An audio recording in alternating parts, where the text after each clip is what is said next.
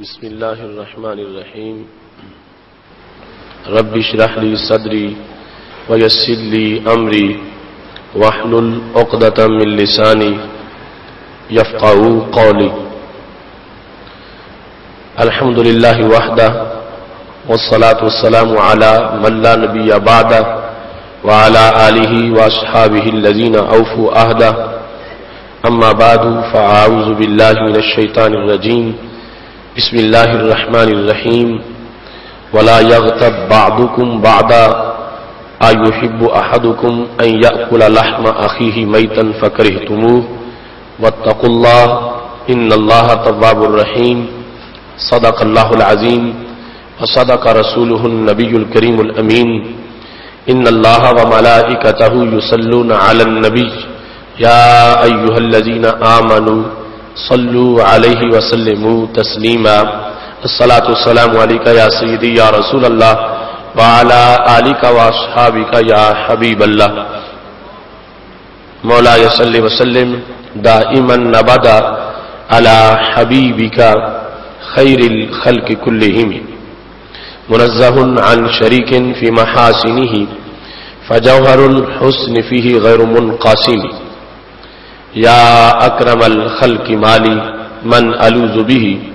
سواک عند حلول الحادث العممی رب صل وسلم دائما ابدا علی حبیبک خیر الخلق کلہم۔ اللہ تبارک و تعالی جل جلالہ وعم نوالہ واتم برہانہ وعظم شانہ کی حمد و ثنا اور حضور پر نور شافع یوم النشور دستگیر جہاں غم گسار زمان سید سروران حامی بے قسام قائد المرسلین خاتم النبیین احمد مجتبی جناب محمد مصطفیٰ صلی اللہ علیہ وآلہ واصحابہ وبارک وسلم کے دربار گوہر بار میں ہدیہ درود السلام عرض کرنے کے بعد وارثان منبر و محراب ارباب فکر و دانش نہایت ہی معزز و محتشم حضرات و خواتین سامعین و ناظرین، رب ذوالجلال کے فضل اور توفیق سے ادارہ صراط مستقیم پاکستان کے زیر اہتمام ہم سب کو 15ویں سالانہ فہم دین کورس میں شرکت کی سعادت حاصل ہو رہی ہے۔ آج ہماری گفتگو کا موضوع ہے غیبت اور حسد روح کی بیماریاں۔ میری دعا ہے رب ذوالجلال ہم سب کو ان بیماریوں سے محفوظ رکھے اور خالق کائنات جل جلالہ ہمارے جسم اور ہمارے روح کو تمام علائشوں سے محفوظ رکھے۔ خالق کائنات جل جلالہ نے چونکہ حضرت انسان کو کائنات میں اپنی نیابت اور خلافت عطا فرمائی ہے اور رب ذوالجلال نے انسان کو اپنی صورت پہ پیدا فرمایا ہے اور اپنی بہت سی صفات کا مظہر بنایا ہے، اس واسطے خالق کائنات کو یہ پسند ہے کہ انسان کا ظاہر بھی بیماریوں سے محفوظ ہو اور انسان کا باطن بھی بیماریوں سے محفوظ ہو۔ ظاہر کی بہت سی بیماریاں اور ان کے علاج کا سلسلہ یہ قرآن مجید برہان رشید اور حدیث نبوی صلی اللہ علیہ وسلم کا موضوع ہے، اور اس سلسلہ میں سینکڑوں نصوص موجود ہیں۔ اسلام ظاہر کو بھی تندرست دیکھنا چاہتا ہے اور بندہ مومن کے باطن کو بھی ہر بیماری سے بالکل شفا یاب دیکھنا چاہتا ہے۔ ظاہر کی بیماریوں کے مقابلہ میں باطن کی بیماریاں زیادہ خطرناک ہیں۔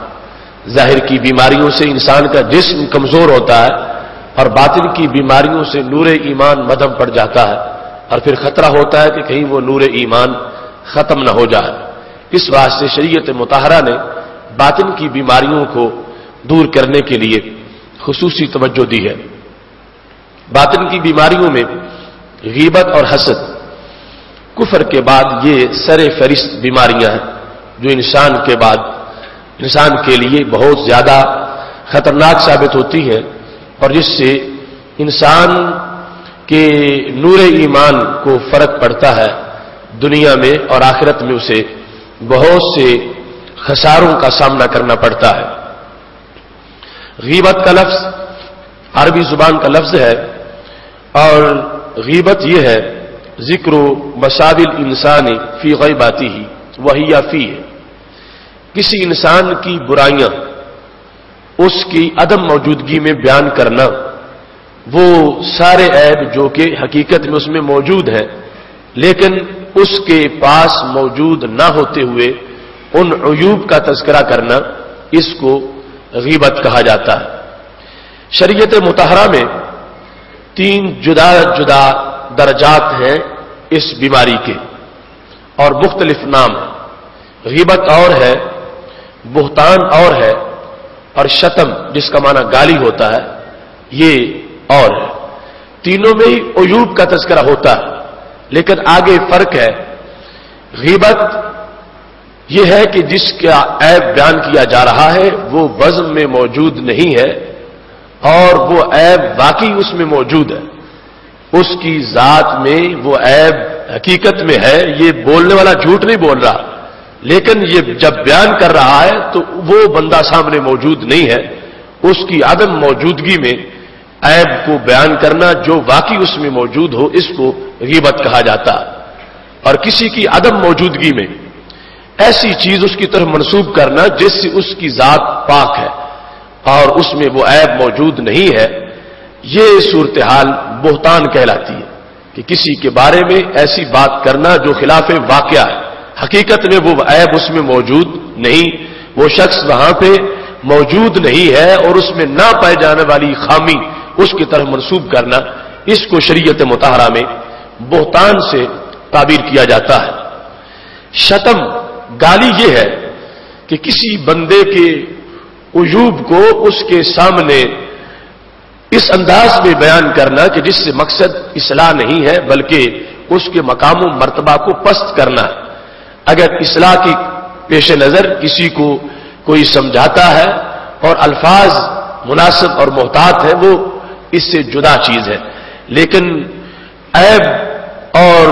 خامیوں کے بیان کی عبارت اور گفتگو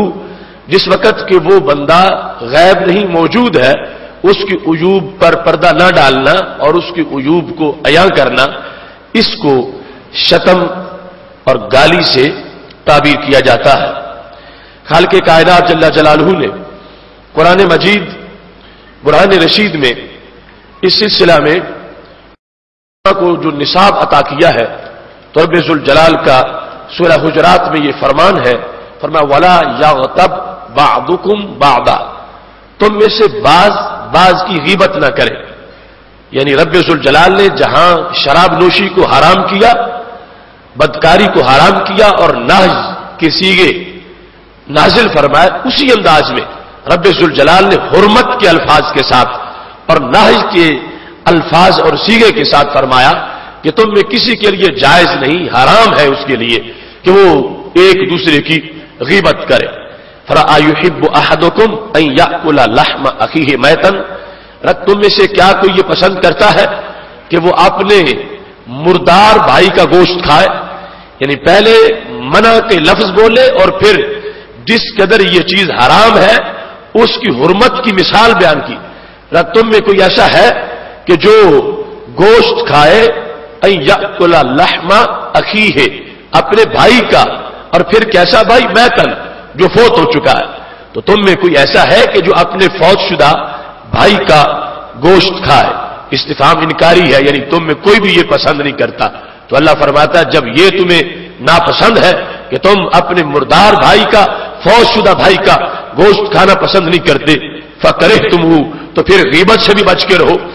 جیسا وہ ناپسند ہے اتنا ہی غیبت کو بھی ناپسند کرنا چاہیے، کیونکہ اگر غیبت ہوگی تو یہ ایک فعل اس کے مترادف فعل ہے، اس کے مساوی فعل ہے کہ تم اپنے فوت شدہ بھائی کا گوشت کھا رہے ہو۔ تو یہ چونکہ مثال جب کسی حکم کی اصل حقیقت بندے کے سامنے نکھر کے نہ آ رہی ہو تو اسے آئینہ دکھانے کے لیے مثال دی جاتی ہے۔ تو یہ جب رب ذوالجلال نے کہا کہ غیبت بہت بڑا جرم ہے اور اس جرم کے جو پہلو تھے ان کو اجاگر کرنے کے لیے پھر اللہ نے مثال دی کہ جس طرح بھائی کا گوشت کھانا اور بالخصوص اس کے فوت ہو جانے کے بعد اس کو تم ہر لحاظ سے ناپسند کرتے ہو، تمہاری طبیعت اس بات کی اجازت نہیں دیتی، تو جیسے وہ تمہاری طبیعت کا تقاضا ہے تو ایسے یہ میری شریعت کا تقاضا ہے کہ تم اس عمل کو اتنا ہی برا سمجھو جتنا وہ عمل برا ہے کہ بھائی کا گوشت اس کے فوت ہو جانے کے بعد کھایا جائے۔ رب ذوالجلال فرماتا واتقوا اللہ، اللہ سے ڈرو، ان اللہ تواب الرحیم، بے شک رب ذوالجلال رجوع برحمت فرماتا ہے ان لوگوں پر جو توبہ کرتے ہیں، یعنی ان کی توبہ کو قبول کرتا ہے، اور خالق کائنات رحم فرماتا ہے۔ مطلب یہ ماضی میں جو کچھ ہو چکا، اب یہ آیت کا نزول ہو گیا تو یہ کہا گیا امت مسلمہ کے اولین لوگ جو مستحق تھے کہ اس کے اتر جانے کے بعد اب کسی لحاظ سے اس کی خلاف ورزی نہیں ہونی چاہیے اور اپنے آپ کو غیبت سے بچا کے رکھنا چاہیے۔ سیدنا ابو ہریرہ رضی اللہ تعالیٰ عنہ روایت کرتے ہیں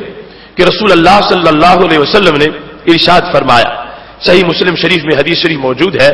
صحابہ سے پوچھا اتدرون مل غیبہ، صحابہ جانتے ہو غیبت کسے کہتے ہیں؟ غیبت کیا ہوتی ہے؟ جس کو اللہ نے حرام کیا ہے وہ غیبت کیا چیز ہے؟ جب نبی علیہ الصلوۃ والسلام نے پوچھا تو صحابہ کی یہ عادت تھی، ہمیشہ کا یہ جواب تھا کہ بات کا پتہ ہوتا بھی تھا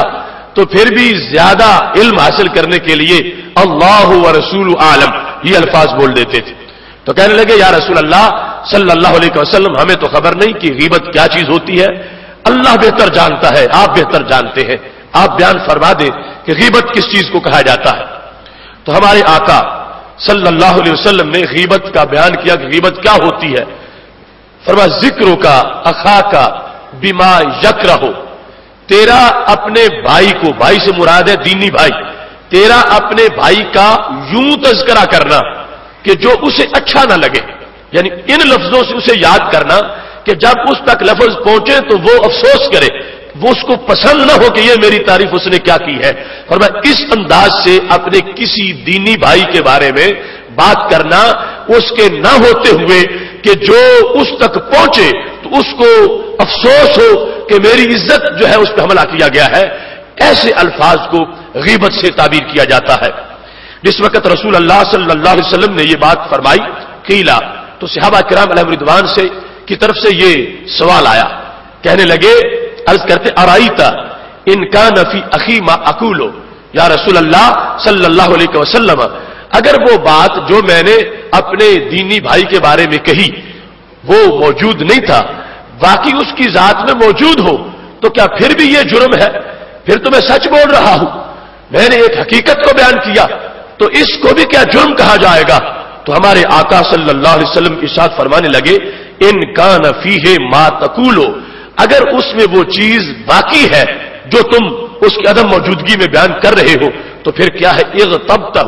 اب تم نے غیبت کی، وَإِن لَمْ يَكُنْ فِيهِ فَقَدْ بَهَتَّهُ، اور اگر نہیں تھی تم نے بیان کی تو پھر تو غیبت سے بڑا جرم ہے، پھر تم نے بہتان کیا، افترا کیا، اس پہ بہتان باندھا، اس سے بڑا جرم قرار پائے گا۔ تو ہمارے آقا صلی اللہ علیہ وسلم نے یہ حدیث میں بھی فرق کر دیا اور اس غلط فہمی کو دور کیا کہ کوئی شخص یہ آڑ بنا کے کہ واقعی اس میں ہے جو میں بیان کر رہا ہوں تو اس میں جرم کیا ہے؟ تو ہمارے نبی علیہ السلام نے فرمایا یہی تو غیبت ہے، اگر اس میں وہ خامی موجود نہیں ہے تو پھر تم بیان کرتے ہو، فرمایا پھر وہ غیبت نہیں، پھر اس کو بہتان کہا جائے گا۔ یہ فرق ایک جرح و تعدیل کے فن میں اور عام لوگوں کی گفتگو میں موجود ہے۔ جرح و تعدیل کا پورا فن ہے محدثین کے نزدیک، جس میں راویوں کی بحث ہوتی ہے اور وہ سند حدیث پرکھنے کے لیے مجبوری ہے کہ جب تک وہ راوی کے حالات معلوم نہ ہو تو سند مضبوط نہیں ہوتی اور پھر حدیث کو تقویت نہیں ملتی۔ وہاں پر مجبوراً اس امام حدیث کو یہ کہنا پڑے گا کہ اس حدیث کی سند میں فلاں بندہ جو ہے وہ جھوٹا تھا، وہ کذاب تھا، وہ حدیثیں گھڑتا تھا، وہ سنی سنائی بتا دیتا تھا۔ اب یہ غیبت کے زمرے میں نہیں ہوگا، اس کو جرح و تعدیل کہتے ہیں، اور اس سے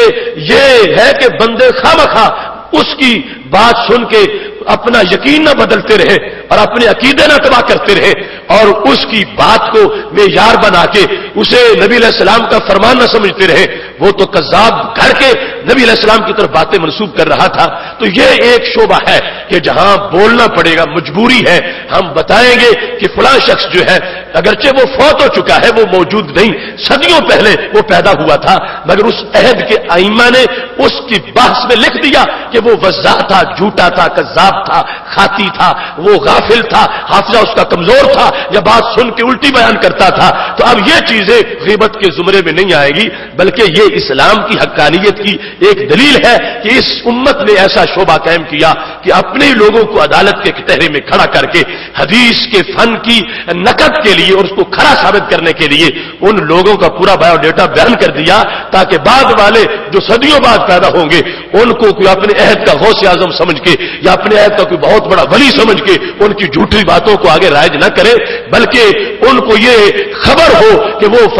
बंदा अपने अहद के अंदर उसमें ये सुकम मौजूद था और उस सुकम की वजह से उसकी बात मोतबर नहीं है। ये बात ग़ीबत के जुमरे से खाली होगी। और इसी के जुमरे में जब किसी बदअकीदा के बारे में हम बोलते हैं और बयान करते हैं तो वो इस जुमरे में है कि ये तहकीक और हक्कानियत का एक तकाजा है कि जिसकी वजह से किसी जालिम का पर्दा चाक करना कि जो अपने जुल्म और अपनी शरारत की आड़ में लोगों के यकीन से खेलना चाहता है, उसके बारे में लोगों को मुत्तले करना, ये तो फी सबीलिल्लाह एक जिहाद है और अल्लाह की दी हुई सदाकतों का एक मजहर है। वो मामला इस ग़ीबत से फारिग है, जुदा है। लेकिन उमूमी तौर पर जो एक अवामी और उमूमी सबक है उसमें यह फरमाया कि अगर किसी में ऐब नहीं है तुम बयान करते हो तो फिर तो तुम बोहतान कर रहे हो, और अगर है और उसकी अदम मौजूदगी में तुम बयान करते हो तो इसको ग़ीबत कहा जाएगा। सैयद आलम नूर मुजस्सम शफी मुअज़्ज़म सल्लल्लाहु अलैहि वसल्लम ने ग़ीबत की हौलनाकियों को बयान करते हुए इरशाद फरमाया, सही बुखारी शरीफ में मौजूद है, मर्रा रसूलुल्लाह सल्लल्लाहु अलैहि वसल्लम बिक़ब्रैन फ़क़ाला युअज़्ज़बान वमा युअज़्ज़बान फ़ी कबीर। हमारे महबूब अलैहिस्सलाम दो कब्रों के पास से गुजरे तो देखा, फरमाया इन कब्र वालों को अजाब हो रहा है और अजाब किसी कबीरा गुनाह की वजह से नहीं हो रहा, इनको अजाब हो रहा, ये निगाह नबूवत है। चलते हुए मनोमट्टी के नीचे देखा कि हालत क्या है और यह भी बताया कि सबब इसका क्या है, ऐसा क्यों है। फरमाया इनको अजाब हो रहा है और अजाब किसी कबीरा गुनाह की वजह से नहीं हो रहा, अजाब इसकी नजर में वो छोटे काम थे, वो समझता था इतने बड़े जुर्म नहीं है और करता रहा और उनसे अजाब हो रहा है। एक उनमें ऐसा था जो पेशाब की छींटों से नहीं बचता था और दूसरा चुगली करता था और ग़ीबत का धंधा करता था, ग़ीबत की वजह से आज उसको कब्र में ये अजाब हो रहा है। तो इससे पता चला कि सैयद आलम नूर मुजस्सम शफी मुअज़्ज़म सल्लल्लाहु अलैहि वसल्लम ने जो बातें मोहलिकात में से शुमार की कि जिनकी वजह से बंदा हिलाक हो जाता है, उसकी ईमानी हैसियत कमजोर हो जाती है और उसकी आखिरत खराब हो जाती है, उनमें एक बीमारी ग़ीबत की बीमारी है कि जिसको ये लग जाती है उसके आमाल यूं राख हो जाते हैं जैसे आग में लकड़ी जल के भस्म हो जाती है और उसके बाद उसकी कोई हैसियत बाकी नहीं रहती। सैयद आलम नूर मुजस्सम शफी मुअज़्ज़म सल्लल्लाहु अलैहि वसल्लम ग़ीबत की मुज़म्मत में आपने जो सहाबा किराम अलैहिम रिदवान को तंबीह की और उनकी तरबियत की, उसका असर यह था कि इस कदर सहाबा किराम अलैहिम रिदवान इससे दूर रहते थे। हजरत अब्दुल्लाह रज़ियल्लाहु तआला अन्हु सफा पहाड़ी पे चढ़ गए, फ़अख़ज़ बिलिसानिही, अपनी जुबान को पकड़ लिया। अपनी जुबान को पकड़ने के बाद कहने लगे, या लिसानो, ऐ मेरी जुबान, कुल खैरा, जब भी बोल तो खैर बोल और अच्छी गुफ्तगू कर, इससे क्या होगा, तगनम, फिर तुझे गनीमत, तुझे माल, तुझे फायदा और आकबत अच्छी मिलेगी। और अगर वस्कुत अन शर्रिन, शर से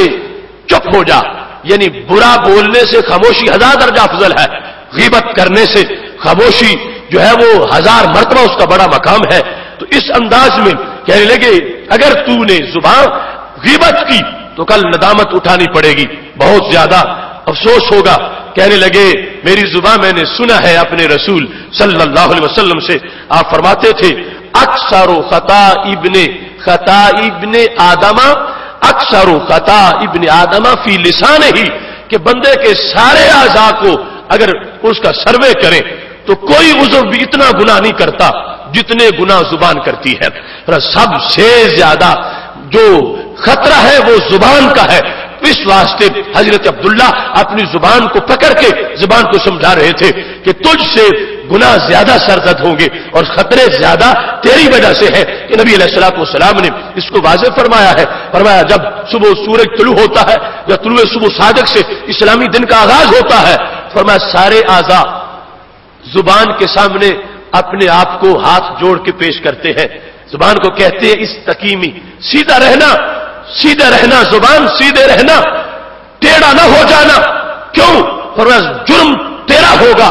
मार हमें पड़ेगी, गाली तू निकालेगी, हमला हम पे हो जाएगा। हाथ भी उसको कहते हैं, कदम भी उसके सामने सिफारिश करते हैं, इंसान की पीठ भी कहती है, इंसान का चेहरा भी जुबान से इल्तिजा करता है कि जुबान तू किसी से झगड़ा करेगी, तुझसे गंदी बात निकलेगी, तुझसे किसी इज्जत के पर ऊपर हमला होगा तो चेहरा कहता है तमाचे मुझे बर्दाश्त करने पड़ेंगे, और कहती है उसका जो ज़रबे है वो मुझे बर्दाश्त करनी पड़ेगी। तो इस बुनियाद पर यह जुबान सबसे खतरनाक चीज है। अगर संवारने पे आए तो यही इंसान को सदियों का फासला मिनटों में तय करवाती है, और अगर बिगाड़ने पे आए तो जो जुबान से फिसलता है वो जहन्नम में जा गिरता है। आखिर जुबान का फिसलना ही है। जब किसी ने कलमा कुफर बोला तो कलमा कुफर निकलता गया तो काफिर बन गया, जहन्नमी हो गया। तो ये जुबान की फिसलन है कि जो बहुत बड़ा फसाद पैदा करती है। मेरे महबूब अलैहिस्सलाम मेराज की रात गए तो वापस आके बताया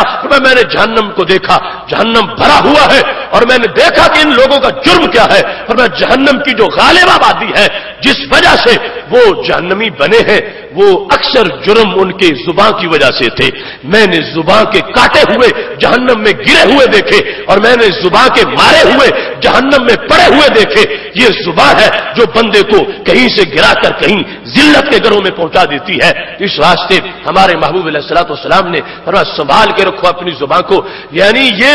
ऐसा एक गुनाह है कि जिसका पता ही नहीं चलता और ये बंदे के अंदर शरारत कर जाता है और अमाल को बिल्कुल जाया कर देता है। इस वास्ते हमारे महबूब अलैहिस्सलाम ने जब कामिल मोमिन की अलामतें बयान की, अल मुस्लिमु मन सलिम अल मुस्लिमूना मिन लिसानिही व यदिही, कि कामिल मुसलमान वो है कि जिसकी जुबान से और हाथ से सारे मुसलमान महफूज रहे। हालांकि मारता तो हाथ है, जरब हाथ से होती है, अगले को तकलीफ हाथ से दी जाती है, मगर पहले जिक्र हाथ का नहीं किया, पहले जिक्र जुबान का किया, मिन लिसानिही व यदिही। तो मुहद्दिसीन ने लिखा हदीसे इस बुखारी में इसकी शरह के अंदर कि हाथ जो है उसका दायरा कार थोड़ा है, जुबान के फसाद का दायरा कार ज्यादा है। हाथ से मारोगे उसे जो सामने मौजूद है, और जुबान से उसे भी मारोगे जो 1000 मील दूर बैठा है। हाथ से मारोगे तो उसे कि जिस तक हाथ पहुंच सकता है, और जुबान से उसे भी मार लोगे कि जो दूर दराज किसी खित्ते में बैठा है। हाथ से मारना चाहोगे तो फिर किसी आले की भी जरूरत है कि कुछ दूर है तो फिर हाथ में डंडा होना चाहिए ताकि वो डंडा पहुंचे, या फिर तीर हो, या फिर गोली मारी जाए। तो ये एक उसे मजीद असलियत की जरूरत है, फिर जाके बंदा मुजरिम बनेगा, फिर जाके अगले को नुकसान पहुंचा सकेगा। मगर जुबान ऐसी है, ना तीर की जरूरत है, ना तुफंग की जरूरत है, ना नेजे की जरूरत है, ना भाले की जरूरत है, ना तलवार की जरूरत है। और जहां इंसान बैठा है वहीं से बैठकर जुबान से बात करेगा। अगरचे वो अगला सैकड़ों मील दूर है, जब बात पहुंचेगी तो तीर से गहरा जख्म उसको हो जाएगा, तीर से गहरा। और कहा जाता है जराहातु सिनानी लहल तियामु वला यल्तामु मा जरा लिसानु, जे इंसान के दांतों का कटा हुआ जो है वो तो सेहतमंद हो जाता है, वो जख्म भर जाता है, मगर जुबान के कटे हुए का जख्म नहीं भरता, वो जख्म बड़ा गहरा हो जाता है। और ऐसे नेजों के जो जख्म है वो मिट जाते हैं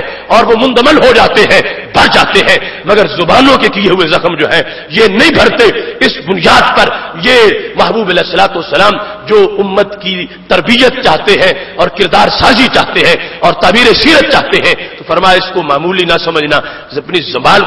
को संभाल के रखना, क्योंकि इससे बड़े शर का खतरा है। अब हाथ से मारना है तो उसे मार सकोगे जो जिंदा है, जो जिंदा नहीं कैसे मार सकोगे? جو قبر میں جا چکا ہاتھ سے کیسے مار چکے ہوگے؟ جو ایک صدی پہلے فوت ہو چکا ہاتھ سے اسے کیسے مار سکو گے؟ لیکن زبان سے تو ایک صدی جو پہلے فوت اسے بھی زخمی کیا جاتا ہے، زبان سے تو اس پر بھی حملہ ہوتا ہے جو دنیا سے جا چکا ہے، اور اس کے بعد بھی کوئی اس کا پیچھا نہیں چھوڑ رہا، اور اس کے بعد بھی اس پر حملے کیے جا رہے ہیں۔ اس واسطے میرے محبوب علیہ السلام فرمانے لگے تمہارے لیے لازم ہے کہ اپنی زبان کو سنبھالو، اور یہ غیبت کے ذریعے سے جو زبان حملے کرتی ہے یہ بہت خطرناک ہے۔ یہ ذری اصول ہے ہمارے محبوب علیہ السلام کے کہ ایک ایک حدیث میں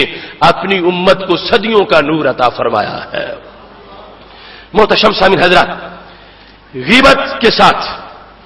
دوسری بیماری جو انتہائی اہم بیماری ہے وہ حسد کی بیماری ہے۔ اللہ تعالیٰ نے قرآن مجید میں فرمایا وَمِن شَرِّ حَاسِدٍ إِذَا حَسَدَ کہ محبوب یہ کہو میں پناہ مانگتا ہوں اللہ کی فلاں چیز سے فلاں چیز سے فلاں چیز سے، فرمایا حاسد کے حسد سے بھی پناہ مانگتا ہوں کہ حاسد کا حسد بڑی خطرناک چیز ہے، میں اے اللہ اس سے پناہ مانگتا ہوں تیری، تو مجھے اپنی پناہ میں رکھ اور حاسدین کے حسد سے مجھے محفوظ رکھ۔ سید عالم نور مجسم شفیع معظم صلی اللہ علیہ وسلم کی تعلیمات سے حسد کی جو تعریف ہمارے صوفیاء نے محققین نے اخذ کی، ان میں بالخصوص حضرت میر سید شریف سند جرجانی رحمۃ اللہ علیہ، انہوں نے حسد کی تعریف اپنی کتاب التعریفات میں یوں کی، کہتے الحسد تمنی زوال نعمت المحسود الی الحاسد، حسد یہ ہے کہ جس کا حسد کیا جا رہا اس کو محسود کہتے ہیں۔ حسد یہ ہے کہ انسان چاہتا ہے کہ میرا فلاں دوست یا فلاں رشتہ دار اس سے جو نعمت اس کو مل چکی ہے اے اللہ اس سے چھین لے اور وہ مجھے عطا فرما دے، یعنی دو تقاضے اس کے، یہ جو انتہائی درجے کا حسد ہے، ابتدائی درجے کا حسد یہ اس کے پاس نہ رہے مجھے ملے یا نہ ملے، اور انتہائی درجے کا حسد یہ ہے کہ اللہ اس کے پاس یہ نعمت نہ رہے اس سے چھین لے اور اس سے چھین کے مجھے عطا کر دے۔ یہ ایک مرض ہے دل کا جس سے سینہ ابلتا ہے، سینہ جلتا ہے، اور اس میں نقصان اس حسد کرنے والے کا ہی ہوتا ہے۔ جس کا حسد کر رہا ہے وہ آزاد پھر رہا ہے، اسے کوئی آگ نہیں لگی ہوئی، اس کے لیے سینہ تنگ نہیں ہے، اس کے لیے زمین کھلی ہے، وہ اپنی موج میں ہے، اور یہ حسد والا خواہ ہر وقت سلگ رہا ہے، ہر وقت ابل رہا ہے، ہر وقت اس سے حرارت نکل رہی ہے اور اپنے اندر اپنی آگ سے ہی جلتا جا رہا ہے، اس کے لیے دنیا میں ایک دائمی عذاب بن گیا ہے۔ لہذا حسد وہ کیفیت ہے جس سے بندہ جہنم جانے سے پہلے جہنم کے ایندھن کو محسوس کرنا شروع کر دیتا ہے۔ تو میرے محبوب علیہ السلام فرمانے لگے میری امت کے افراد اپنے سینوں کو حسد سے پاک رکھو، حسد سے پاک رہو گے تو دنیا کی زندگی کی لذت آئے گی، اگر حسد ہوگا تو دنیا تمہیں بے نور لگے گی، حسد میں ہر وقت جلتے ہوئے کوئی بھی مزہ نہیں دنیا کا آئے گا، پر میں دنیا کی زندگی کا قرار اس میں ہے، انسان کا سینہ بالکل کھلا ہے، نہ کسی سے مقابلہ ہے، نہ کسی سے کوئی حسد ہے، نہ یہ ہے کہ اس سے زائل ہو جائے، نہ یہ ہے کہ اس سے زائل ہو کے میرے پاس آ جائے، فرمایا جو سینہ اپنا کھلا رکھتا ہے رب ذوالجلال اس کو کائنات میں ہر لحاظ کی فراخیاں عطا فرما دیتا ہے۔ محتشم سامعین حضرات، اس سلسلہ میں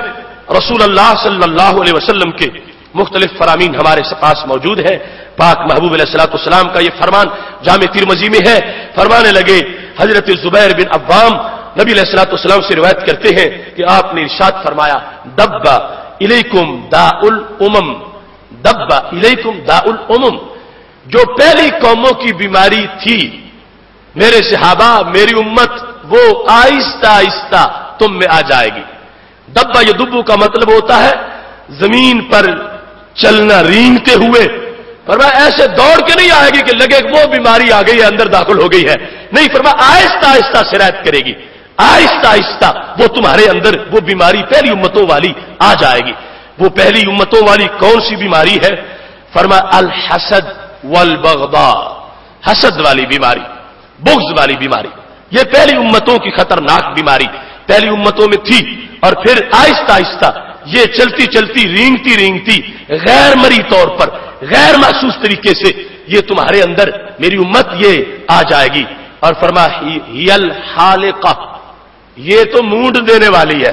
یہ لفظ بولتے ہو نا کہ میں نے سر کا حلق کرایا، حج کیا تو حلق کرایا، عمرہ کیا تو حلق کرایا، یہ جو حلق کا لفظ ہے اس کا معنی ہوتا ہے بال مونڈ دینا، یعنی وہ پھر سارے کا سارا ان کا وجود بدن سے ختم کر دیا جاتا ہے تھوڑے تھوڑے کاٹے تو اس کو قصر کہتے ہیں، پورے اتارے تو اس کو حلق کہتے ہیں۔ فرمایا ایک بیماری آہستہ آہستہ آ جائے گی، اور وہ کیا ہے؟ فرمایا ہی الحالقہ،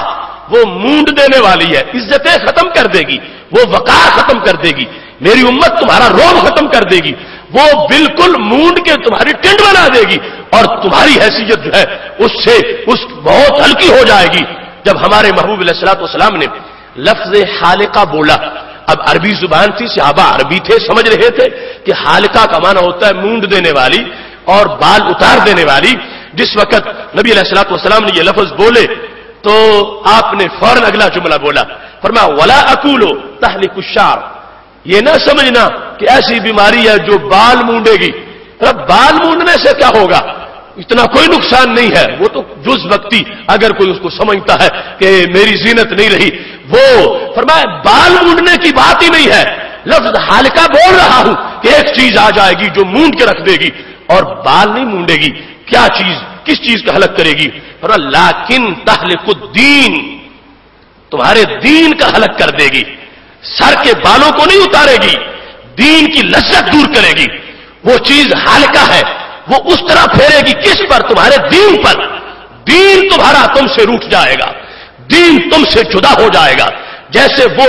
بال جدا ہوتے ہیں حلق کے ساتھ، سر سے جدا ہو جاتے ہیں کہ حلق ہو گیا ہے۔ فرمایا جو حالقہ میں بیان کر رہا ہوں اس سے بالوں کے حلق والی چیز مراد نہیں ہے، اس سے دین کے حلق والی، کہ دین کو وہ بندے سے زائد دور کر دے گی، بندہ کہیں ہوگا اس کا دین روٹ کے کہیں چلا جائے گا۔ فرمایا والذی نفسی بیدہ، میرے محبوب علیہ السلام کہنے لگے مجھے اس رب کی قسم ہے جس کے قبضہ قدرت میں میری جان ہے، لا تدخلوا الجنت حتی تؤمنوا، تم جنت میں نہیں جا سکو گے یہاں تک کہ ایمان نہ لے آؤ۔ جنت جانے کے لیے ایمان ضروری ہے، ولا تؤمنوا حتی تحابوا، اور اس وقت تک ایمان نہیں ہو سکتا جب تک آپس میں خدا کے لیے تم پیار نہیں کرتے۔ جنت کے لیے ایمان ضروری ہے، ایمان کے لیے آپس میں خدائی پیار ضروری ہے، نہ خونی رشتہ نہ اور کوئی تعلق، اس کے باوجود محض خدا کے لیے اپنوں پرایوں سب سے محبت۔ فرمایا یہ ایمان کی بقا کے لیے یہ چیز ضروری ہے۔ اور پھر فرمایا افلا انبئکم، میں تمہیں بتاؤں کہ یہ محبتیں کیسے بڑھتی ہیں، محبتیں کیسے پھیلتی ہیں۔ فرمانے لگے افشوا السلام بینکم، فرمایا آپس میں السلام علیکم ورحمۃ اللہ وبرکاتہ یہ کہا کرو، محبت بڑھے گی، محبت پھلے گی، محبت پھولے گی، ایمان مضبوط ہوگا، ایمان مضبوط ہوا تو جنت جانے کا راستہ ہموار ہو جائے گا۔ سید عالم نور مجسم شفیع معظم صلی اللہ علیہ وسلم ارشاد فرماتے ہیں، ابن ماجہ شریف میں یہ حدیث شریف موجود ہے، حضرت عبداللہ بن عمرو رضی اللہ تعالیٰ عنہ اس کے راوی ہے کہ محبوب علیہ الصلوۃ والسلام سے کہا گیا ای الناس افضل، سب سے بہترین انسان کون ہے؟ اب یہ سینکڑوں حدیثیں ایسی ہیں کہ جس میں پوچھا گیا سب سے بہترین انسان کون ہے، اور اس کے جواب مختلف ہے، کسی کو کوئی بہترین بتایا، کسی کو کوئی بہترین بتایا۔ تو یہ نہیں کہ نبی علیہ السلام کو یاد نہیں رہا کہ کسی کو کہا فلاں سب سے اچھا ہے جو قرآن پڑھے پڑھائے، کسی کو فلاں سب سے اچھا ہے جو نماز پنجگانہ وقت پہ ادا کرے، نہیں پتا ہے۔ لیکن میرے محبوب علیہ السلام کی نگاہ کا کمال یہ ہے کہ پوچھنے والے کے دل کو دیکھ کے بتاتے ہیں، جو کمی ہو وہ اس کے سامنے نامزد کرتے ہیں، اس کے لیے جو اس کے لحاظ سے بہتر چیز ہے وہ بتا دیتے ہیں۔ اب اس مقام پر جب پوچھا گیا کہ سب سے بہترین ای الناس افضل، سب سے افضل انسان کون ہے، اب آپ کے نزدیک بھی اس کے کئی جواب ہو سکتے ہیں۔ کہو گے جو بہت بڑا حاجی ہے جس نے زیادہ حج کیے، نہیں جو بہت بڑا نمازی ہے تہجد گزار ہے وہ سب سے افضل ہے۔ پھر کہو گے نہیں جو سب زیادہ زکات دیتا ہے وہ سب سے افضل ہے۔ پھر کہو گے نہیں جو قاری قرآن ہے وہ سب سے افضل ہے۔ پھر کہو گے نہیں جو دین کے علوم کی مہارت رکھتا ہے وہ سب سے افضل ہے۔ پھر کہو گے جو مقام ولایت پر فائز ہے وہ سب سے افضل ہے۔ مختلف جوابات ہو سکتے ہیں، مگر اس مقام پر میرے محبوب علیہ الصلوۃ والسلام سے جب پوچھا گیا سب سے افضل کون ہے، فرمایا کل مخموم القلب وصدوق اللسان، فرمایا ہر وہ بندہ جس کے دل میں کسی سے حسد نہ ہو وہ سب سے اچھا انسان ہے۔ مخموم القلب، فرمایا جس کے دل میں کوئی آگ نہیں لگی ہوئی، کسی کے بارے میں سوچتا رہے چونکہ حاسد تو ہر وقت سوچتا ہے، خبر رکھتا ہے جس سے حسد ہے کہ اس کا حال کیا ہے، اسے کیا ملا ہے، اس کو سے کیا چھیننا چاہیے، اس کو کیسے فراڈ کرنا چاہیے، اس کو کیسے زیر کرنا چاہیے. ہر وقت ایک ذہنی کوفت میں حاسد ہے، سوچ رہا ہے، باقاعدہ ذہن کی ایجنسیاں اس کے پیچھے لگائی ہوئی ہیں، ہر وقت تلاش میں ہے اس کا کوئی عیب مل جائے، اس کو نقصان کیسے پہنچا سکوں. تو یہ اس کا دل سلگتا ہے، بھڑکتا ہے، دھڑکتا ہے، شعلے نکلتے ہیں، دھواں نکلتا ہے اور اس میں بیچارہ جلتا رہتا ہے. میرے محبوب علیہ السلام فرمانے لگے اچھا انسان تو وہ انسان ہے جس کا دل بالکل ٹھنڈا ہے، جس کا دل بالکل ساکت ہے، جس میں کوئی اس طرح کی ہلچل نہیں، جس میں کسی کو زیر کرنے کا کوئی جذبہ نہیں. وہ بالکل سیدھا سادہ انسان جس کا دل کسی کے خلاف سوچنے سے بالکل پاک اور صاف ہے، یعنی اپنی ذات کے لحاظ سے وہ کسی کے ساتھ کوئی دشمنی کرنے والا نہیں ہے. فرمایا بالکل اس طرح کھلا دل رکھنے والا انسان وہ انسان ہے جس کو میں انسانوں میں سے افضل انسان قرار دے رہا ہوں. اور ساتھ فرمایا صدوق اللسان، جو صادق ہی نہیں صدوق ہے، صدوق مبالغہ کا صیغہ ہے، فرمایا بہت بڑا سچیار ہے، سچی بات کرتا ہے، جو بھی ہو جائے سچ نہیں چھوڑتا. فرمایا یہ بندہ ہے جس کو ہم نے افضل الانسان افضل الناس کہا. جب یہ جواب ملا تو یہ باقاعدہ چونکہ انداز ہوتا تھا جیسے کلاس ہے، صحابہ کرام علیہ رضوان کو جہاں الجھن ہوتی تھی پوچھ لیتے تھے. تو محبوب علیہ الصلوۃ والسلام سے پوچھا صدوق اللسان نعرفہ، یا رسول اللہ صلی اللہ علیہ وسلم یہ سچی زبان والا ہونا اس کا تو ہمیں پتا ہے کہ کون ہوتا ہے سچی زبان والا، لیکن فما مخموم القلب، یہ جو لفظ مخموم القلب بولا ہے اس کا مطلب کیا ہے؟ مخموم القلب کا معنی ہمیں سمجھ میں نہیں آیا، صدوق اللسان کا معنی ہمیں سمجھ میں آ گیا ہے، تو مخموم القلب کا معنی بھی بیان کر دو. اب یہ دیکھو نا احسانات ہیں صحابہ کے، اگر یہ باتیں بند رہتی نبی علیہ السلام سے صحابہ نہ پوچھتے آج ہمیں کیسے پتا چلتا، آج امت کو خبر کیسے ہوتی. لہذا وہاں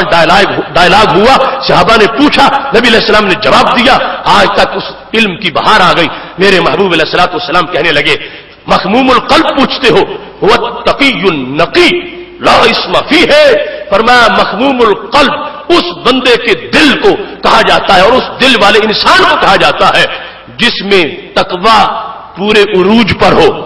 اور جس میں ایک دبا بھی گناہ کا نہ ہو، تقی بھی ہو نقی بھی ہو،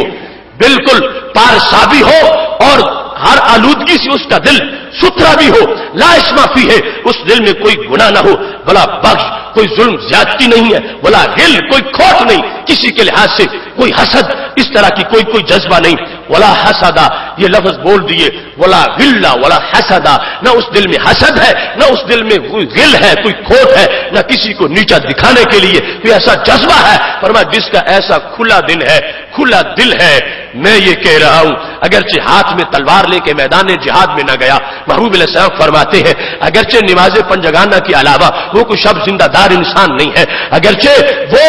صرف اپنا معمولی سا اس کا گزارا ہے، کوئی زیادہ مال اللہ کے راستے میں خرچ کرنے والا بھی نہیں، لیکن فرمایا اس کی اس دل کی کیفیت کی وجہ سے میں اس کے میرٹ کا ذکر کر رہا ہوں کہ میرے نزدیک وہ بندہ افضل انسانوں میں سے ایک افضل انسان ہے کہ جس کو اللہ نے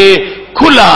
دل عطا فرمایا ہے، جس میں کسی کے خلاف کوئی حسد اور بغض موجود نہیں ہے. سید عالم نور مجسم شفیع معظم صلی اللہ علیہ وسلم نے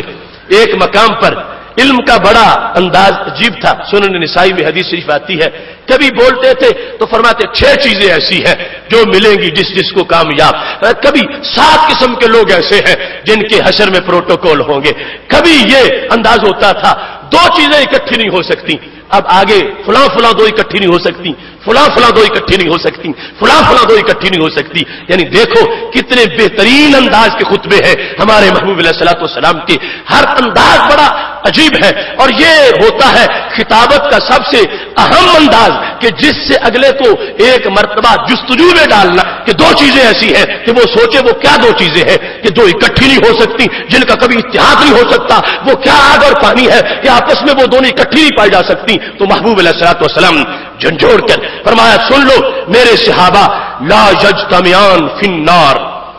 2 انسان آگ میں اکٹھے نہیں ہوں گے، 2 بندے آگ میں اکٹھے نہیں ہوں گے. مطلب کیا؟ ان میں سے ایک جہنمی ہو سکتا دوسرا نہیں ہوگا. لا یجتمعان فی النار، آگ میں نہیں اکٹھے ہوں گے. کون کون؟ مسلم قتل کافرا،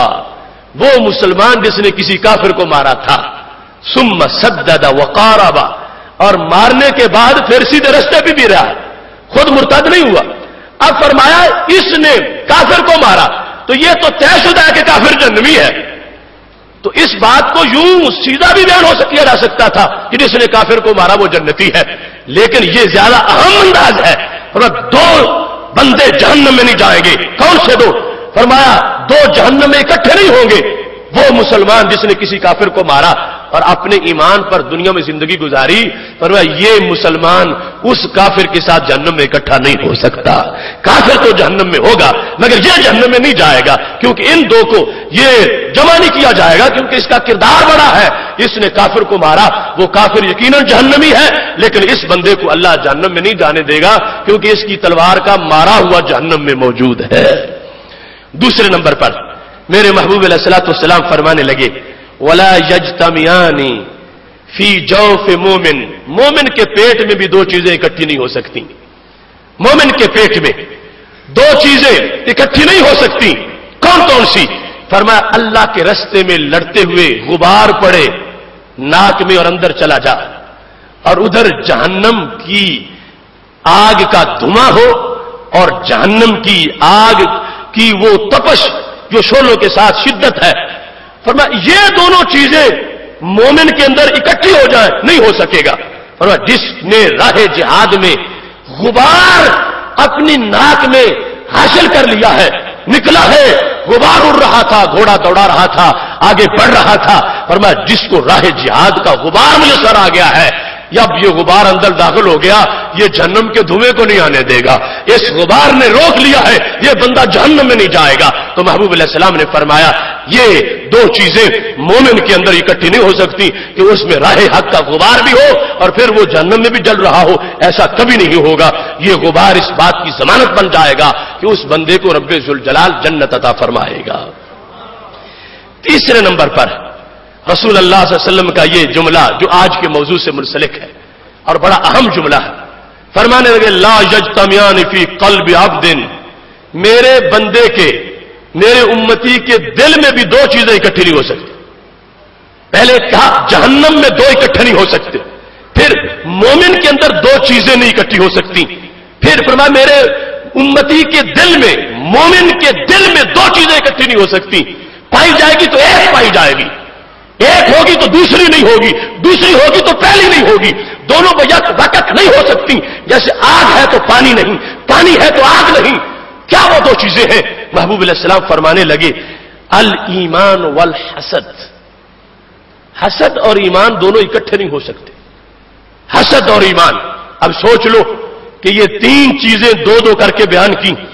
پہلی دو پر اپنے ضمیر سے پوچھو اور ضمیر مطمئن ہے، ہاں باقی کافر جہنم میں جائے گا، مومن تو جس نے کافر کو مارا ہے غازی ہے تو جنتی ہے، جہنم میں اکٹھے نہیں ہوں گے۔ تو جس نے راہ جہاد کا غبار کھا لیا اب اس کے قریب جہنم کے شعلے نہیں جائیں گے، اکٹھے نہیں ہو سکتے۔ تو تیسری بات کو بھی سوچو، فرمایا مومن کے دل میں دو چیزیں اکٹھی نہیں ہو سکتی، ایمان اور حسد۔ ایمان ہے تو حسد نہیں، حسد ہے تو ایمان نہیں۔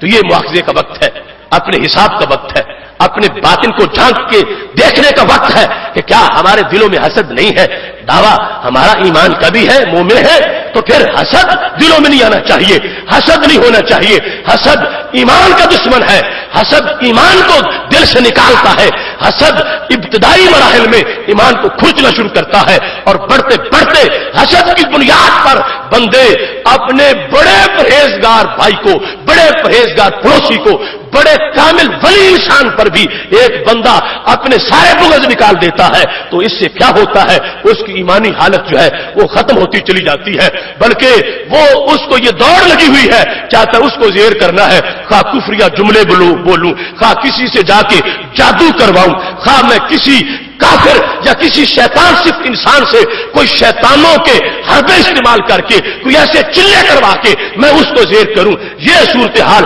بندے کی ہے حسد کی بنیاد پر، تو اپنے ایمان کی لذت کھو بیٹھا۔ تو میرے محبوب علیہ السلام فرمانے لگے یہ کس چیز نے اس کو اس رستے پہ لگایا؟ حسد تھا جس سے اس کو رستہ دکھایا، چلو فلاں کے پاس، چلو یہ اس سے جا کے کوئی شیطانی عمل کرواؤ اور فلاں کو زیر کرو، تو اس سے ایمان ضائع ہو گیا۔ تو میرے محبوب علیہ السلام فرماتے ہیں بچو حسد سے، آغاز میں تو ایمان نہیں جائے گا مگر یہ ڈیرا لگا لے گا تو پھر ایمان کو اب اس سے دیش نکالا دے گا، ایمان دل میں موجود نہیں رہ سکے گا۔ اس واسطے یہ باطن کی اتنی بڑی بیماری ہے کہ جس کی وجہ سے انسان کا روشن دل جو ہے وہ بے نور ہو جاتا ہے اور اس کی ساری لذتیں اس سے روٹ جاتی ہیں۔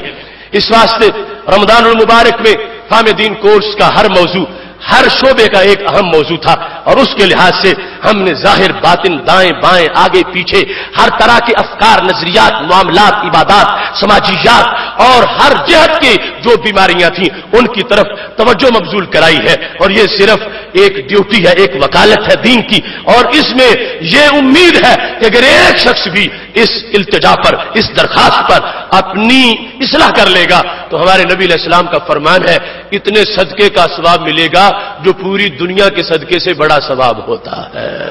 اس واسطے میں یہ درخواست بھی کروں گا کہ یہ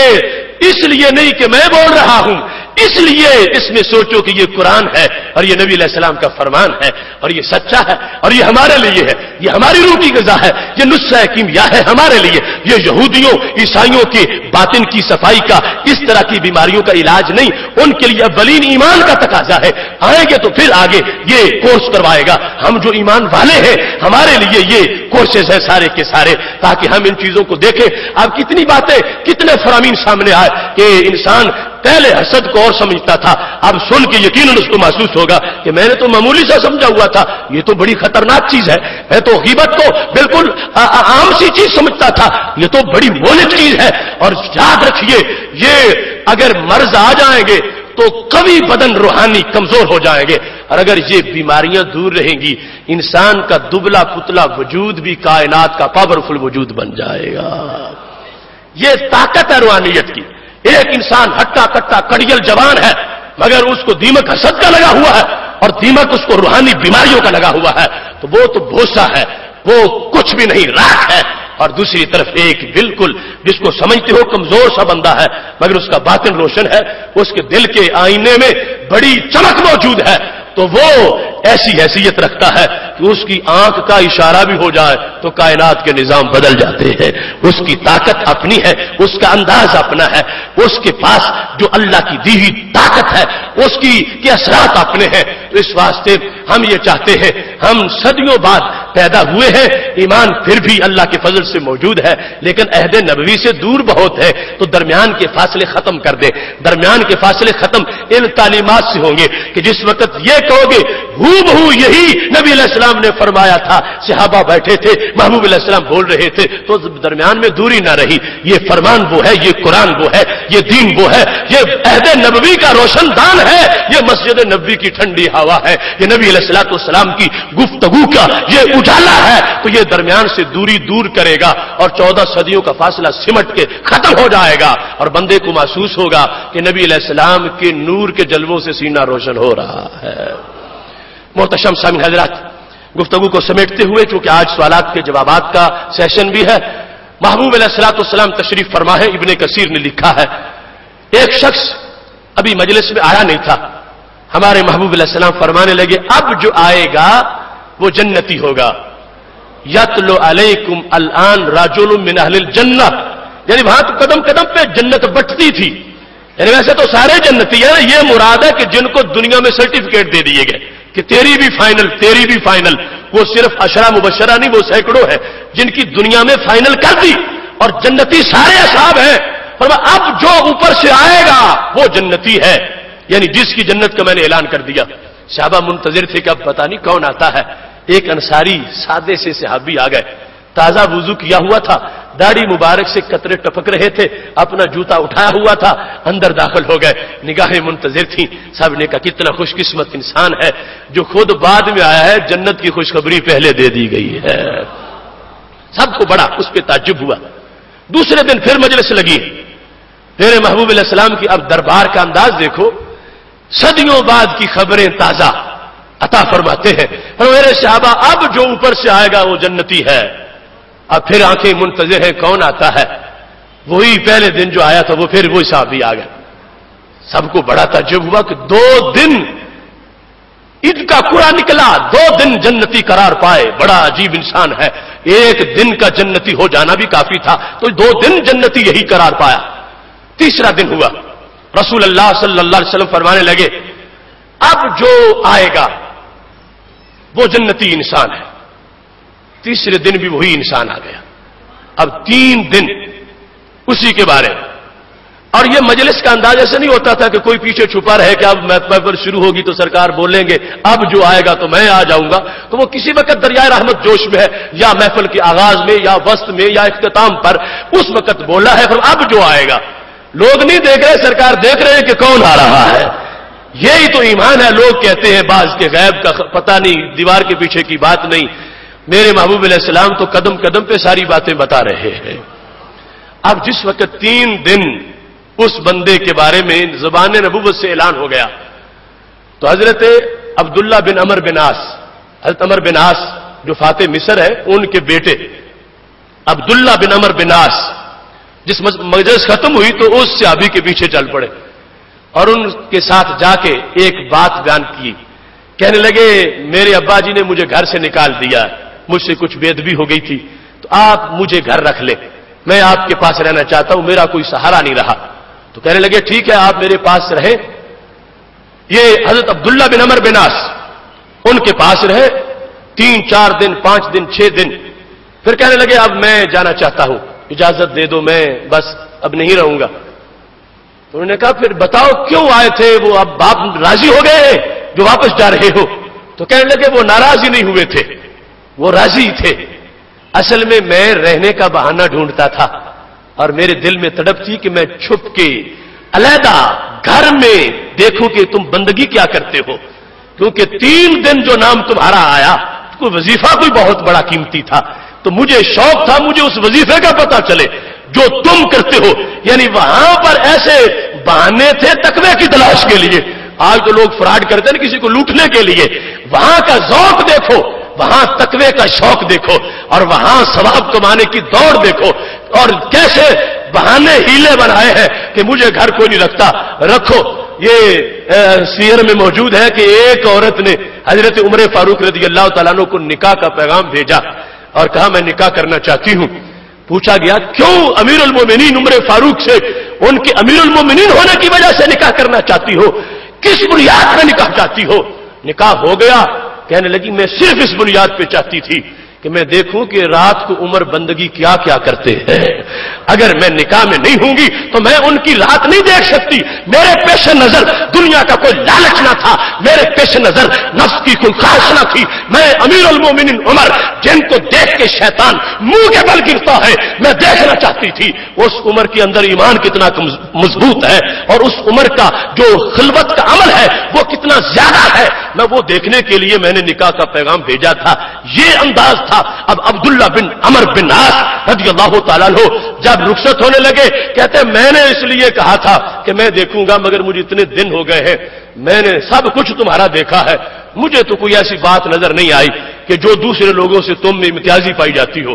جو تم کرتے ہو وہ میں بھی کرتا ہوں، عشاء تم پڑھتے ہو میں بھی پڑھتا ہوں، تم سو جاتے ہو میں بھی سو جاتا ہوں، تم اٹھتے ہو میں بھی اٹھتا ہوں، یہ تو میرا پہلے ہی عمل ہے، یہ تہجد، یہ نوافل، یہ عشاء، یہ نمازیں، یہ سب کچھ میں کرتا ہوں، تو مجھے تو تلاش تھی کوئی بڑا قیمتی وظیفہ، کوئی اور چلہ ہوگا، اور وہ تو مجھے کوئی بھی نظر نہیں آیا، اس واسطے اب میں جا رہا ہوں۔ تو صحابی کہنے لگے ہاں کرتا میں وہی ہوں جو تم نے دیکھا ہے، مگر میں تمہیں بتاؤں یہ عمل جو ظاہری تھا میں نے تمہیں اپنا وہ سارے کا سارا تم نے خود دیکھا اور محسوس کیا کہ میں کتنے وظیفے کرتا ہوں اور رات کتنے نوافل پڑھتا ہوں، یہ تم نے خود دیکھ لیا، لیکن سمجھو غیر انی لا اجد فی نفسی، میں تمہیں ایک اپنا اور عمل بتا دیتا ہوں جو تمہیں نظر نہیں آیا، وہ مجھے پتا ہے، وہ دل کا عمل ہے۔ وہ کیا ہے؟ فرمانے لگے غیر انی لا اجد فی نفسی لاحد من المسلمین غشا، جتنے بھی صحابہ ہیں اول سے لے کر آخر تک ان میں سے کسی کے بارے میں کسی وقت میرے اندر کوئی کھوٹ نہیں ہوتی۔ غشا، میں دن رات کے 24 گھنٹوں میں کبھی بھی میرے دل میں حسد نہیں پیدا ہوتا، کسی وقت بھی میرے دل میں کسی کے لحاظ سے کوئی کھوٹ نہیں ہوتی کہ فلاں کو فراڈ کرنا ہے، فلاں کو یہ کرنا ہے، ہر وقت میرا دل بالکل ہر کے لحاظ سے ستھرا ہوتا ہے، ہر بندے کے لحاظ سے میرا دل بالکل صاف رہتا ہے. میں 24 گھنٹے ایسے گزارتا ہوں. ولا احسد احدا علی خیر آتاہ اللہ. جو بھی رب نے کسی کو دیا ہے میں اس پہ حسد نہیں کرتا کہ اللہ تو نے اس کو دیا مجھے دے دیتا، اس سے لے لے مجھے دے دے. میں کبھی بھی میری زندگی نبی علیہ السلام کا کلمہ پڑھ کے اس انداز میں گزر رہی ہے کہ میں نے اپنی زندگی میں ایمان کے بعد 1 منٹ بھی کسی کا حسد نہیں کیا. لے یہ سن لے تو چلا جا. عبداللہ بن عمر بن عاص کہنے لگے ہاں اب پتا چلا یہی وہ نیکی ہے کہ جس نے 3 دن تمہیں جنتی بنایا ہے اور 3 دن تمہارا اعلان ہوتا رہا ہے. اب دیکھو کیسے باطن کی اس نورانیت سے انسان کو فائدہ پہنچتا ہے. اور دیکھو نہ سفر کرنا ہے، نہ جا کے جہاد، نہ جا کے صدقہ و خیرات، نہ جا کے بدن تھکایا ہے، گھر بیٹھے ہر وقت سینہ صاف رکھا ہے اور صاف سینے سے جنت فائنل ہو گئی ہے. تو یہ میرے محبوب علیہ الصلوۃ والسلام کا انداز ہے جس میں آقا صلی اللہ علیہ وسلم نے فرما دیا کہ حسد سے اپنے آپ کو بچا کے رکھو جس سے وارے نیارے ہوں گے اور انسان کو تازگی ملے گی. یہ ضمن نظر کر دوں، ایک رشک ہوتا ہے، اس کو عربی زبان میں غیبتہ کہتے ہیں، اردو میں رشک کہتے ہیں. رشک جائز ہے، حسد حرام ہے. حسد کبائر میں سے، کبیرہ گناہ میں سے حسد اس کو شمار کیا گیا ہے اور رشک جائز ہے. رشک اور حسد میں فرق یہ ہے، حسد میں یہ ہوتا ہے کہ اے اللہ اس کے پاس جو فلاں چیز ہے اس کے پاس نہ رہے. آگے 2 قسمیں، یا مجھے مل جائے یا مجھے بھی نہ ملے، اس کے پاس نہ رہے. اور رشک کیا ہے؟ اے اللہ تو نے اس کو نوازا ہے تو تیرے پاس کیا کمی ہے، مجھے بھی نواز دے. اس سے اس بندے سے اس چیز کے چھینے جانے کی تمنا نہیں کی جاتی کہ فلاں سے چھین لے. یہ رشک میں نہیں ہوتا، غبطہ میں یہ نہیں ہوتا. اس میں یہ ہوتا اس کو دی ہے مجھے بھی دے دے. یہ رشک ہے جو شریعت میں جائز ہے. اے اللہ اس کو مال دیا مجھے بھی دے دے، اس کو علم دیا مجھے بھی دے دے. نہیں اس سے چھین لے مجھے دے، یہ حرام ہے. اور اس کے پاس رہے مجھے بھی عطا کر دے، یہ جائز ہے. اور رشک کا شریعت مطہرہ میں حکم ہے کہ اچھی باتوں میں یہ دیکھو اور پھر اس کے لیے خود تڑپ پیدا کرو، جستجو پیدا کرو تاکہ رب ذوالجلال تمہیں بھی اس قسم کی نعمت سے مالا مال فرما دے. محتشم سامعین حضرات، آج جو سوالات اور جوابات کی نشست ہے اس کے سلسلہ سے اختصار کے ساتھ، کیونکہ آپ حضرات تمام رات جاگتے بھی رہے اور اس کے باوجود یہ آپ کی خوش قسمتی، بیداری اور اللہ کے دین کے ساتھ پیار ہے کہ اتنی تعداد میں آپ جلوہ گر ہوئے اور اس گفتگو کو سنا. یہ پوچھا گیا ہے زکوٰۃ کا مسئلہ. اپنے عزیز رشتہ داروں کو کچھ قرض دیا ہوا ہے جو تقریباً 6 لاکھ روپے کا ہے اور اس قرض کو 4 سال ہو گئے ہیں، لیکن سوائے 1.5 لاکھ کے باقی پیسے ادا نہیں کیے گئے، تو کیا اس کی زکوٰۃ مجھ پہ لازم ہے یا نہیں؟ تو یہ ہماری جو کتاب فہم دین کورس میں پہلے ایک پروگرام ہو چکا ہے زکوٰۃ کے مسائل، اس میں تفصیلاً بیان کیا تھا اور اب اجمالاً بیان کر دیتا ہوں کہ ہر وہ قرض جس قرض کا مقروض اقرار کرے کہ میں نے فلاں کتنے پیسے دینے ہیں، اس قرض کی ہر سال زکوٰۃ قرض دینے والے پر لازم ہوتی ہے، مقروض پر نہیں، قرض دینے والے پر. لیکن شرط یہ ہے کہ وہ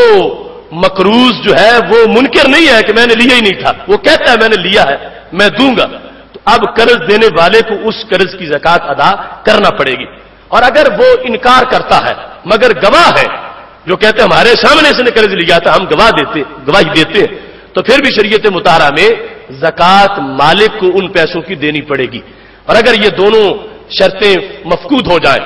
وہ اقرار بھی نہیں کرتا اور گواہ بھی کوئی موجود نہیں ہے، تو اب اس سے زکوٰۃ ساقط ہو جائے گی. مالک کو اب اس پیسوں کی زکوٰۃ نہیں دینا پڑے گی جو پیسے اس نے کسی کو قرض میں دیے ہوئے ہیں، لیکن 2 شرائط کے فوت ہو جانے کے بعد نہ مقروض اقرار کرتا ہے اور نہ ہی یہ صورتحال ہے کہ اس پر کوئی گواہ موجود ہو. حدیث مطہرہ میں یہ فرمایا گیا ہے کہ جو سود لکھتا ہے، سود کا گواہ بنتا ہے، سود لیتا ہے، سود دیتا ہے، سارے برابر کے مجرم ہیں، ان میں کسی کا جرم تھوڑا نہیں ہے. تو اس بنیاد پر بینکاری میں یقیناً جو نظام رائج ہے وہ یہ اس کو سود کا کاروبار کا حساب لکھنا پڑتا ہے، گواہ بنتا ہے، اس میں وہ ان کا معاہدہ کرنے میں پورا شریک ہوتا ہے. اس بنیاد پر شریعت مطہرہ میں بینک کی اجازت کی نوکری کی اجازت نہیں ہے. نماز قصر کے بارے میں کتنے فاصلے کے بعد نماز قصر پڑھنی چاہیے؟ تو 92 کلومیٹر ایک طرف کا سفر ہو مسلسل، تو گھر سے بندہ جس وقت نکلے اپنے شہر کی حدود سے باہر چلا جائے اور 92 کلومیٹر کم از کم جانا ہو تو اب اس کو فرائض جو ہے وہ 4 کی جگہ 2 پڑھنے ہوں گے اور قصر کا حکم اس کے لیے ہوگا. اور اس میں شریعت میں کلومیٹر کا لفظ نہیں ہے اور نہ ہی شریعت میں میل کا لفظ ہے. حدیث شریف میں 3 دن اور 3 راتوں کا ذکر ہے اور 3 دن اور 3 راتوں کا اس زمانے کا پیدل سفر یا جو درمیانے درجے کی سواری ہے اس کی رفتار کے مطابق وہ فقہا نے پھر اس کو معین کیا اور 57.5 میل اس کا ایک جو وسطی اندازہ تھا وہ تھا اور کلومیٹر کے لحاظ سے وہ 92 کلومیٹر ہے. اگر کوئی یہ کہے کہ ہمیں حدیث سے دکھاؤ کہ میل کتنے ہیں یا کلومیٹر کتنے ہیں تو حدیث شریف میں یہ سارے ضابطے اس وقت موجود ہی نہیں تھے. اس وقت حساب کے لیے انداز اور تھا. وقت بتانا ہوتا تھا تو فرماتے تھے فواقہ ناکہ، جس نے فواقہ ناکہ جتنا جہاد کیا جنت کھری ہو گئی. فواقہ ناکہ کیا ہے؟ اونٹنی کا دودھ پستانوں سے نکالنے کے بعد دوبارہ پستانوں میں آنے تک جو وقت ہے یہ فواقہ ناکہ ہے. اس طرح کی صورتحال تھی. لمبا ٹائم کچھ بیان کرنا ہوتا تھا فرماتے تھے اونٹ کو ذبح کر کے کھال اتار کے گوشت بنا کے تقسیم کرنے میں جتنا ٹائم لگتا ہے اتنا ٹائم. تو یہ پیمانے تھے اس وقت کے. تو اس طرح دنوں کے ساتھ اس کو بیان کیا گیا اور آج کے معیار کے مطابق 92 کلومیٹر وہ سفر ہے جس پر نماز قصر کا حکم ہے اور نماز قصر پڑھنا ہمارے نزدیک واجب ہے. یعنی یہ نہیں ہے کہ کوئی کہے میں پوری پڑھتا ہوں پوری میں اچھا ثواب ملے گا کیوں تھوڑی پڑھوں. تو یہ مانوی چیز کا صدقہ ہے اللہ کی طرف سے اور اس کو قبول کرنا واجب ہے. لہذا قصر کی صورت میں فرائض میں قصر لازم ہے اور اس کی خلاف ورزی جائز نہیں ہے. کیا عورتوں کے اجتماعی اعتکاف کے لیے دور دراز علاقوں کی طرف جانا جائز ہے؟ عورت تو مسجد محلے کی مسجد میں بھی اعتکاف نہیں بیٹھ سکتی. چاہے جائے کہ کسی دوسرے شہر میں مسجد سے باہر جا کے بیٹھ جائے، عورت کو ہرگز ایسی اجازت نہیں ہے. شریعت مطہرہ نے اس کے لیے مسجد بیت گھر کے اندر جو معین جگہ کی ہے نماز کے لیے وہاں اعتکاف کی اجازت دی ہے. محلے کی مسجد میں بھی نہیں، دوسرے شہر میں جانے کا جواز بھی نہیں اور اس کو شرعی طور پر اعتکاف نہیں کہا جا سکتا. آج کل کے معاشرے میں کمیٹی ڈالنے کا رواج ہے. عام طور پر کمیٹی جس کو لکی کمیٹی کہا جاتا ہے اس کا کیا حکم ہے؟ تو اس میں یعنی جو اس کے بارے میں مجھے معلومات ہے اس میں یعنی ہر ایک کو جتنے پیسے دیے وہ ضرور ملتے ہیں اور کسی کے کاٹے نہیں جاتے اور کسی کو اضافی طور پر نہیں ملتے. صرف یہ ہے کہ کسی کی باری پہلے آ جاتی ہے کسی کی بعد میں آ جاتی ہے. ایسی صورتحال میں اگر ہے تو اس میں کوئی حرج نہیں، ایسی کمیٹی ڈالی جا سکتی ہے. کیا حج کی ادائیگی کی وصیت کی جا سکتی ہے؟ یہ فرضی عبادت ہے یا نفلی؟ حج جس وقت ایک بندہ ذات راہ پر مالک ہو گیا تو اس پر حج کرنا فرض ہو گیا. اتنا فرض سخت فرض ہے کہ نبی علیہ الصلوۃ والسلام نے فرمایا جس کو حج کی استطاعت ہوئی ولم یحج اس نے نہیں کیا فلیمت ان شاء یہودیا او نصرانیہ، فرمایا وہ میرا نہیں، یہودی مرے یا عیسائی مرے وہ میرا نہیں ہے کہ جس کو استطاعت تھی اور اس نے حج نہ کیا. اور قرآن مجید میں ومن کفر، جس نے نہیں کیا اس کو کفر سے تعبیر کیا گیا. اس واسطے بہت جلد استطاعت کے بعد حج کرنا لازم ہے. استطاعت یہ ہے کہ آنے جانے کا خرچہ، وہاں رہنے کا خرچہ اور واپس آنے تک اپنی اولاد کا خرچہ اور آنے کے بعد کاروبار کی ابتدائی رننگ کا تھوڑا سا خرچہ یہ اس کے پاس ہے تو وہ صاحب استطاعت ہے. اس پر حج لازم ہو چکا ہے اور کرے گا اور لازم ہے، فرض ہے تو فرض ہی ادا ہوگا. اس واسطے اگر نہیں کر سکا تو پھر بھی اس کے لیے جو وصیتیں فرض ہے، وصیت کی اقسام میں ہم نے بیان کیا تھا، یہ فرض اقسام میں سے ہے کہ اگر کسی پر حج فرض تھا اور حج نہیں کر سکا اس پر لازم ہے اپنے بیٹوں کو کہہ جائے کہ میری طرف سے حج کر دینا، میرا طرف سے حج کسی کو کروا دینا، حج بدل کروانا، یہ وصیت اس پر کرنا لازم ہے جس سے امید ہے کہ رب ذوالجلال اس کے ساتھ مہربانی فرمائے گا اور اس کی حیثیت جو ہے وہ پہلے سے واضح ہو جائے گی اور اس کے لیے آسانی پیدا ہو جائے گی. ایک آدمی کرائے کے مکان میں رہتا ہے اور مزدوری کرتا ہے، کیا اس پر فطرانہ واجب ہے یا نہیں؟ تو اس کا تفصیلاً بیان بھی پہلے کورسز میں ہو چکا ہے. 2 جدا جدا نصاب ہیں. ایک وہ نصاب ہے کہ جب وہ بندے کے پاس اتنے پیسے ہوں تو پھر اس پر زکوٰۃ فرض ہوتی ہے. ایک وہ نصاب ہے کہ وہ ہو تو زکوٰۃ تو فرض نہیں ہوتی، صدقہ فطر واجب ہو جاتا ہے. اور پھر ایک وہ نصاب ہے کہ جس کی وجہ سے قربانی دینا واجب ہو جاتی ہے. تو زکوٰۃ کا نصاب دیر سے بنتا ہے کیونکہ زکوٰۃ کے نصاب میں 52.5 تولے چاندی کے برابر اس کے پاس پیسے ہو یا خود چاندی ہو تو اتنی مالیت کا وہ مالک ہے اس مال کا جو نہ فرنیچر ہے نہ پہننے کے کپڑے ہیں اور وہ یا تو سامان تجارت ہے، تو پھر اس پر زکات دینا لازم ہو جائے گی۔ زکات کے نصاب میں گھر کا فرنیچر کاؤنٹ نہیں ہوتا کہ کہا جائے کیونکہ اتنے ہزار کا تو فرنیچر بھی ہے تو اب زکات لازم ہو جائے۔ زکات کے واجب ہونے میں نہ گھر کے کپڑے گنے جاتے ہیں، نہ گھر کا فرنیچر گنا جاتا ہے، نہ سواری کو کاؤنٹ کیا جاتا ہے، نہ جو کسی کا شعبہ ہے وہ آلات جو ہے ان کی قیمت شمار کی جاتی ہے۔ ان سب کو ایک سائڈ پہ کر کے باقی جو ہے زائد چیزیں اس سے وہ بھی خاص طور پر کہ جن میں 3 شرطیں پائی جائیں، یا تو ثمنیت ہو، سونا چاندی ہو، اس کے قائم مقام پیسے، یا پھر کسی طرح کا سامان تجارت، یا پھر وہ جانور جو سال میں کم از کم 6 مہینے مالک نہ پانی ان کو پلاتا ہے نہ چارہ ڈالتا ہے، وہ خود چر کے کسی بیلے میں گزارا کرتے ہیں۔ تو یہ شرط اگر کوئی پائی جائے تو اس مال پر زکات دینا لازم ہوگی۔ گھر کا فرنیچر، گھر کا زائد سامان، اس کو زکات کے وجوب کے نصاب میں شامل نہیں کیا جاتا، لیکن صدقہ فطر کے نصاب میں اسے شامل کیا جاتا ہے۔ ایک انسان جس کے گھر میں اس کے 15 سوٹ ہیں تو شریعت مطہرہ اس کے 13 یا 12 سوٹ زائد قرار دے گی، ان کی قیمت لگائی جائے گی۔ اس کے گھر میں افراد خانہ سے زائد جتنی کرسیاں ہیں، جتنی چارپائیاں ہیں، جتنے برتن ہیں، جو اس طرح کی چیزیں ان سب کی قیمت لگائی جائے گی۔ ان ساری چیزوں کی قیمت جو ہے جس وقت لگانے سے وہ 52.5 تولے چاندی کی قیمت کے مطابق یعنی تقریباً 18,000 روپے تک پہنچ جاتی ہے تو اس پر صدقہ فطر دینا واجب ہو جاتا ہے۔ اب دوسرا فرق یہ ہے کہ زکات کے نصاب میں حولانِ حول شرط ہے، سال کا گزرنا، اور صدقہ فطر کے لیے سال کا گزرنا کوئی ضروری نہیں ہے۔ تو اس بنیاد پر ہمارے معاشرے میں میرے مشاہدے اور آبزرویشن کے مطابق تقریباً 95% افراد وہ ہیں جن پہ صدقہ فطر واجب ہے۔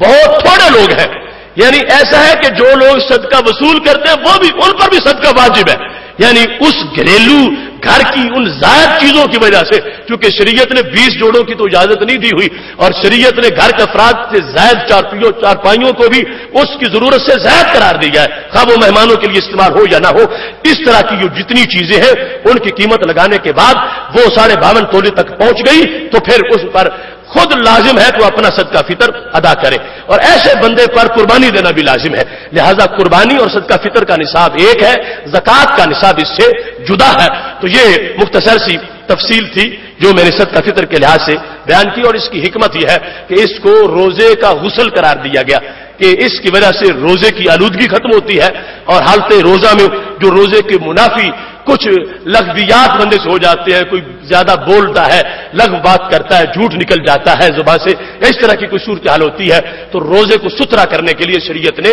اس کو حکم دے دیا کہ وہ صدقہ فطر ادا کرے اور ساتھ فقراء کی ضرورت بھی پوری ہو جائے۔ طلاق کے بارے میں پوچھا گیا ہے کہ طلاق دینے سے کیا 3 طلاقیں ایک دفعہ دینے سے واقع ہو جاتی ہیں، جبکہ قرآن مجید میں 3 ماہ میں مکمل طلاق کا حکم ہے، 1 مہینے میں 1 طلاق ہی مانی جاتی ہے۔ تو اس سلسلہ میں گزشتہ سال وہ طلاق ثلاثہ کا تفصیلی جو کورس کا موضوع تھا وہ بیان ہو گیا، وہ چھپ بھی چکا۔ قرآن مجید میں کوئی آیت ایسی نہیں ہے کہ جس میں یہ ہو کہ 3 دیں تو 1 ہوتی ہے۔ ساری امت کا اس بات پر اتفاق ہے 3 دیں تو 3 ہی ہوتی ہے۔ مالکی بھی یہی کہتے ہیں، حنبلی بھی یہی کہتے ہیں، شافی بھی یہی کہتے ہیں، حنبلی بھی یہ کہتے ہیں، حنفی بھی یہ کہتے ہیں۔ پوری امت اس پر متفق ہے سوائے ایک اعتزالی سوچ غیر مقلد فرقے کے، سب اس پر قائم ہیں، اور یہ صحابہ سے جو دین تابعین تک پہنچا اس کا حصہ ہے۔ حضرت فاروق اعظم رضی اللہ تعالیٰ عنہ سے پوچھا گیا مسئلہ تو انہوں نے 3 کو 3 قرار دیا، وہ سارے دلائل تفصیل سے اس میں موجود ہیں۔ تو آج اس روش پر بڑی احتیاط کی ضرورت ہے۔ ایک حرام کا سلسلہ شروع ہو جاتا ہے، جو شام کو طلاقیں دیتے ہیں صبح پھر لے آتے ہیں، اور ان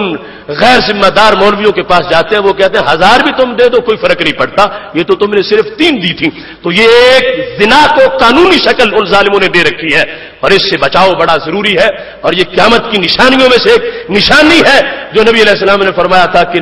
زنا قانونی شکل اختیار کر جائے گا۔ وہ ایک تو ان نام نہاد روشن خیالوں کا قانون ہے، اور دوسرا ان نام نہاد طبقے کا جو دین کا لبادہ اوڑھ کے زنا کو لائسنس جاری کر رہے ہیں اپنی طرف سے، اور زکات کو، طلاق کو بالکل مذاق بنا رکھا ہے۔ باقی ہر چیز جتنی بار بولے وہ اتنی شمار ہوتی ہے، طلاق ان کے نزدیک ایسی چیز ہے 1000 بار بولے پھر بھی ایک ہی شمار ہوگی۔ باقی 1000 روپے کا مطلب 1000 ہی ہوتا ہے، لاکھ کا مطلب لاکھ ہوتا ہے، 500 کا مطلب 500 ہوتا ہے، لیکن طلاق ایسی چیز ہے وہ کہتے ہیں لاکھ کہہ دو مطلب ایک ہی ہوگا۔ یہ خانہ ساز شریعت ہے جس کا شریعت مطہرہ سے کسی طرح کا کوئی تعلق نہیں ہے۔ ہمارا کل کا موضوع بڑا اہم موضوع ہے، کن کی کنجی، وہ زبان جس کو سب کن کی کنجی کہے، اس کی نافذ حکومت پہ لاکھوں سلام۔ ویسے تو سوالات کا کل پروگرام نہیں تھا، لیکن انٹرنیٹ والے سارے سوالات ابھی باقی رہتے ہیں۔ انشاءاللہ انٹرنیٹ سے جو مختلف ممالک سے سوال آئے ہیں ان کا انشاءاللہ کل کے موضوع میں جواب دیا جائے گا، اور آپ اپنی تیاری بھرپور رکھیں کہ منگل کا دن وہ تاریخ ساز اجتماع کا دن ہے جب لبیک یا اسلام کے زیر سایہ قافلے بھٹی میرج ہال پہنچنے والے ہیں۔ اس کے لیے اپنے دوستوں کو بھی تیار کیجئے۔ اب دعا ہوتی ہے، دعا سے پہلے آج کے میزبان پروفیسر رانا محمد اشرف صاحب کے والد مرحوم جن کا انتقال ہو چکا ہے